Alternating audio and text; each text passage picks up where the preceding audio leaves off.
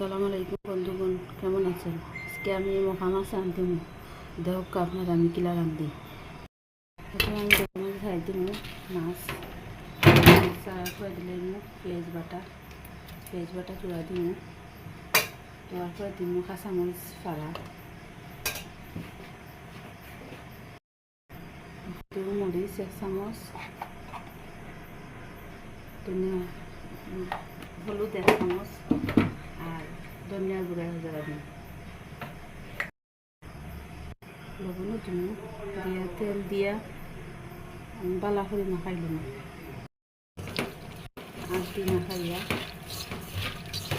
বালা করে মাখাইল